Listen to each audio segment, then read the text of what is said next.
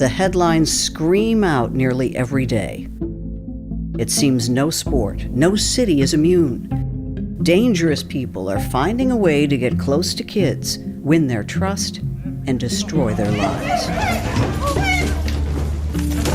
Now a mid-state soccer coach is accused of the unthinkable. We know that this suspect was gaining the trust of kids, endearing some of their parents' hearts, taking them to his home, drugging and raping them.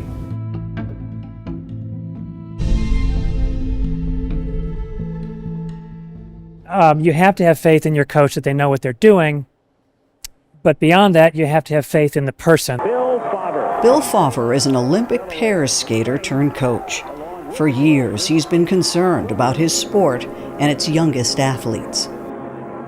Originally, it started with a number of coaches coming to the United States from overseas, and there was no way to check their resume. A gentleman asked me to coach his daughter, who was a national junior lady, and he was going to send her to Vanderbilt. And I said, well, I'd be honored to coach her, but you don't know anything about me. Why would you have your daughter come work with me? So that conversation led to more and more in-depth conversations. Bill hit upon the idea of an in-depth screening and certification system, similar to what's become commonplace with automobiles. He calls it CoachFax. CoachFax will be a private club, and as long as we don't discriminate, we can set whatever standards we want to be a member. Right now, there is a quasi-governmental agency called Safe Sport. At the U.S. Center for Safe Sport, we believe abuse can be prevented. But Bill says it doesn't go far enough. Currently, all coaches through Safe Sport get a background screening. Even if you are found guilty by Safe Sport of a violation, they can choose to stop you from being part of the sport at sanctioned events. They can't stop you from teaching. So, and especially in a private facility. What we are proposing is for CoachFax, the standards would be extremely high. Because it's not a requirement to join, the people who would want to be members of CoachFax are those people who want to clearly show that they're head and shoulders above their competitors.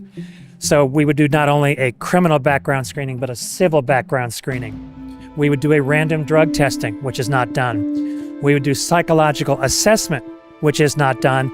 And part of that is a new thing we'll be doing called VASI, which is an eye tracking program to help identify people with sexual border issues. So you start putting this all together and you have a very tight package of coaches who are willing to be screened as much as possible. We'll even look at their social media. What have they done on social media to ascertain if these people are a good risk. It won't be inexpensive. Members will be screened every year at a cost of about $400 to $500. But institutions, teams, or individuals could pay for it. Throughout our lives, we change. And circumstances lead us to be different people than we might have been a few years ago. So we're going to do this annually. And really, when you amortize that over 12 months, it isn't a huge amount of money. Sandusky was the football coach at Penn State. And if you think about it for a moment, just that case for one person cost Penn State about $600 million. Nassar so far has cost about $500 million. USC has paid $1.1 billion.